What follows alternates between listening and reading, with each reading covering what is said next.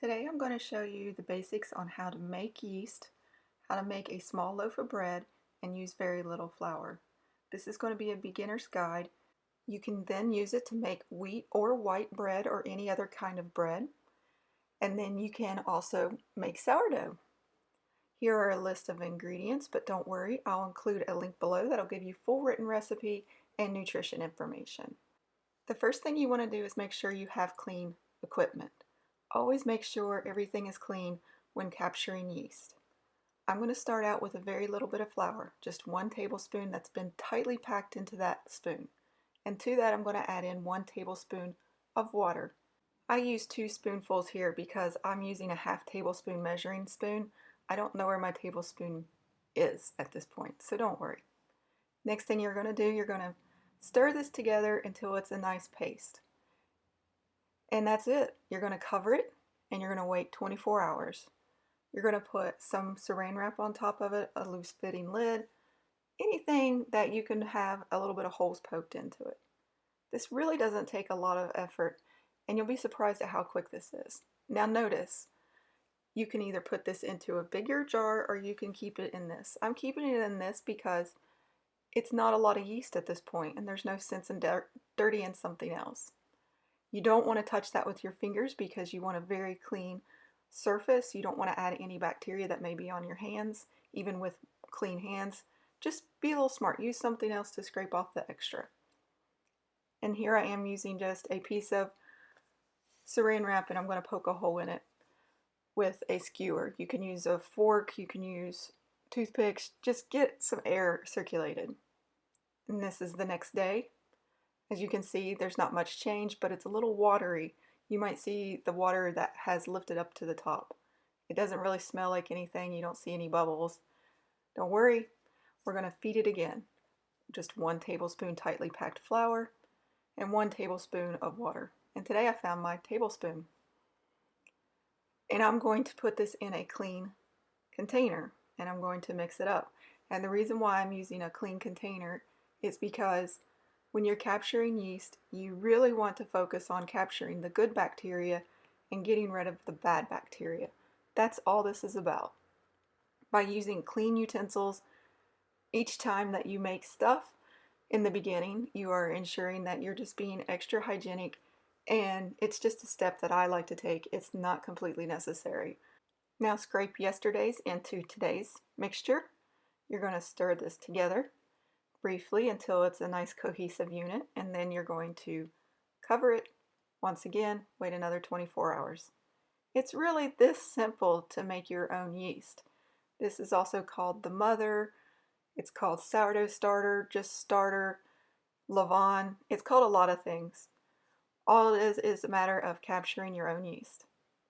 And here is the next day, and by now you should really start seeing some activity, especially if you're using whole wheat flour. Look at the fresh bubbles. This means that you are starting to get some really nice activity going. That means the good bacteria is starting to work. You're going to do this time a feeding of 2 tablespoons of flour and 2 tablespoons of water. Stir this well. And it's going to be a little bit difficult because I have switched over to wheat flour, and when you use wheat flour absorbs the water more.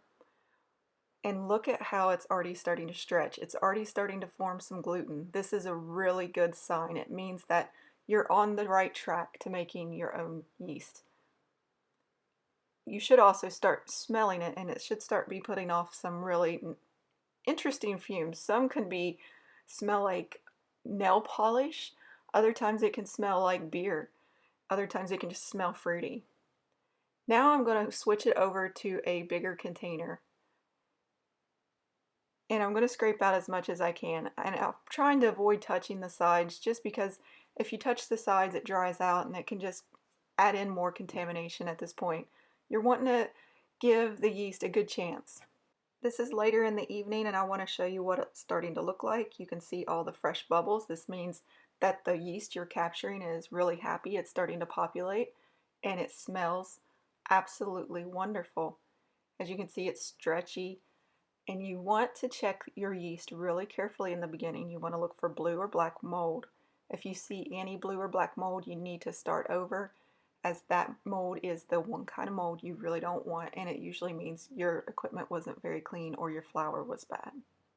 Okay, the next day we are going to start out with just 1 tablespoon of flour and 1 tablespoon of water and 1 spoonful of the yeast starter. The reason why we're not just doubling it at this point, which we could, is because we're trying to waste not much flour. If you have an abundance of flour, feel free to just keep doubling and doubling and doubling until you get, I don't know, a bathtub full of this stuff. If you really want to. I recommend, if you're trying to save yeast and you want to use as little as a cup of flour, this is how you do it. Every few days, you go back to just 1 tablespoon and double it until you get to a 1/4 cup or 4 tablespoons, and then back off again. Repeat this process for 7 to 10 days until you get a 1/4 cup or 50 grams of starter. That's 4 tablespoons. Then you're going to be ready to make your own bread. You want to start out with 1 teaspoon of salt, which is 2.5 grams, and add it into 1.5 cups of flour, which is 225 grams. Stir this together, and then you're going to add in the yeast. And as you see, it has fallen down. You want hungry yeast. You don't want it when it's bubbly or it takes longer to rise. And you're going to scrape this all out and save what's left, and you're going to feed that later with 1 tablespoon of flour or 1 tablespoon of water if you want to continue it. If you don't want to continue it, you can discard it and throw it out. I recommend going ahead and feeding it, and then if you decide you don't like your homemade bread, you don't like the taste of it, then you can just get rid of it, and it's only 1 tablespoon of flour. The next thing I want you to do is add in a 1/2 cup to 3/4 cup of water, depending on the flour you're using. That's 120 milliliters to 160 milliliters. I'm putting in a 1/2 cup at first, and I'm going to stir it with the back of a spoon, and I'm going to check the consistency. What you're looking for is a slightly sticky dough. If you are using a whole grain flour, such as whole wheat, you're going to use that whole 3/4 cup of water, because whole grains absorb water a lot more than an all-purpose flour. An all-purpose flour or a plain white flour, you're going to use more like that 1/2 cup, 120 milliliters of water, just because you don't need as much water.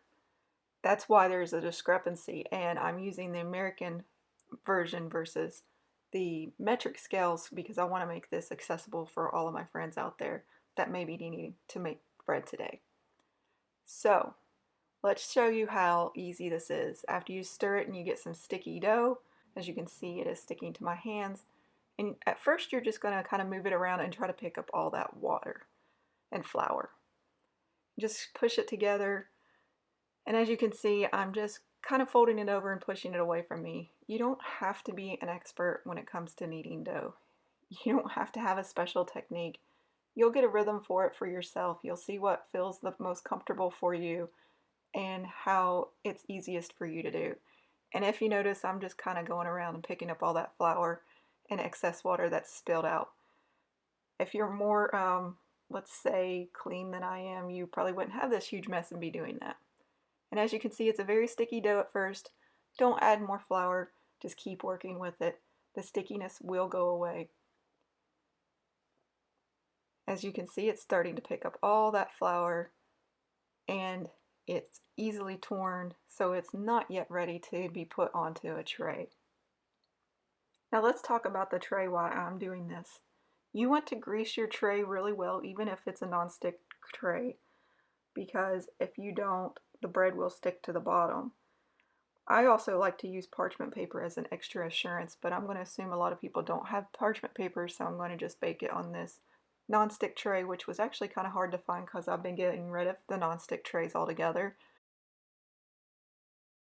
If you bake a lot, after a while the non-stick coating just doesn't work as well, and you're finding that you're buying it over and over again and you're wasting your money. So I just like to get rid of them after a while. So what you want to do now is just continue to knead it. You can smack it on the table if you're kind of angry. Just have some fun, play around with it. Just keep kneading it. It's going to get smoother and smoother. It's going to stick less and less to your hand. That's how you know it's getting close to being kneaded well. And it's not going to take a lot of time. I think this took me about 9 minutes. Sometimes it takes as little as 5 minutes. And this is the key. You don't have to worry about not needing this enough or needing this too much. If you don't need it enough, the worst thing that happens is it takes longer to rise. That's not necessarily a bad thing. The longer it takes to rise, you'll start to get some nice flavors to the bread. So don't really stress this point through. What you're looking for is just something that is nice, supple. It stretches whenever you're done. It sticks less to your hand. As you can see, it's tearing a little too easy, so I'm going to go a little bit longer. This is a nice process on how to make bread. I'm going to show you the real time. I know a lot of people will cut this part out, and I was tempted to, but then I realized this is for beginners, and not many recipes out there show you how to make bread and don't speed up the process.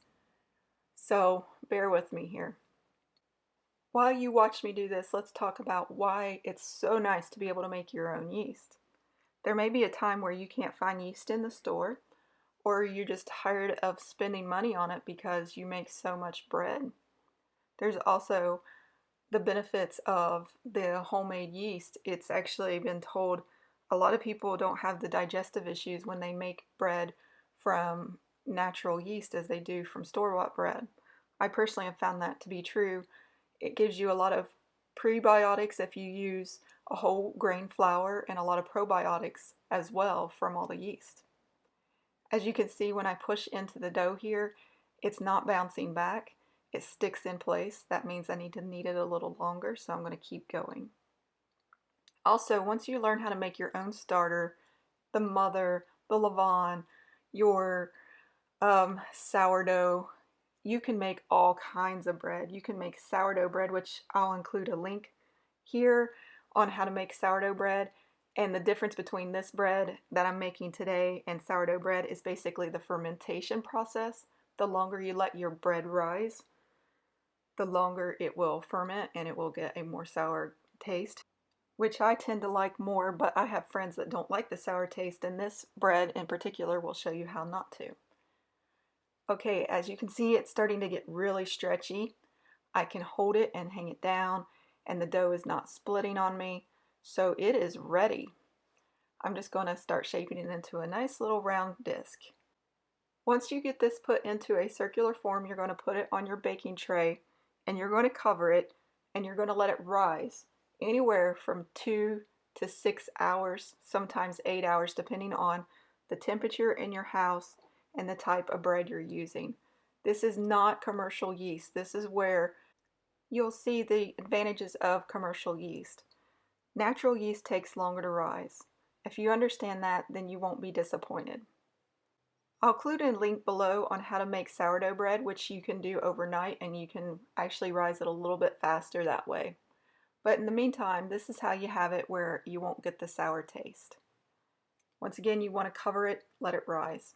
After it's risen, preheat your oven to 400 degrees Fahrenheit or 200 degrees Celsius, and you want to bake this 35 minutes or 30 minutes, depending on how golden brown you want the top.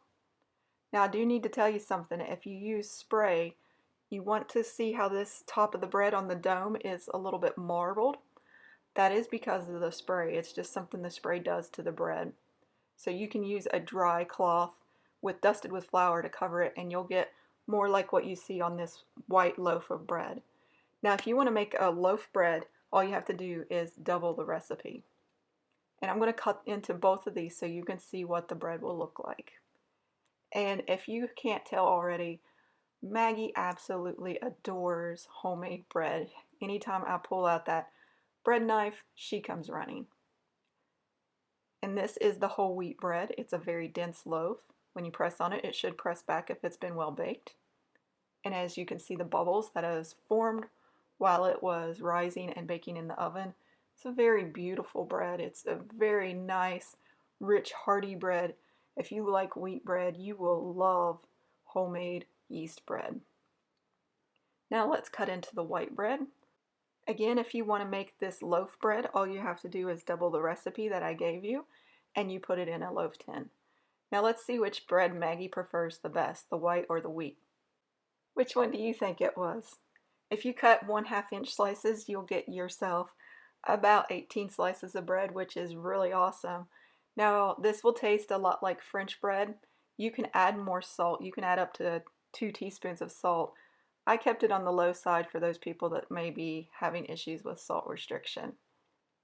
It's very good bread. It's tasty.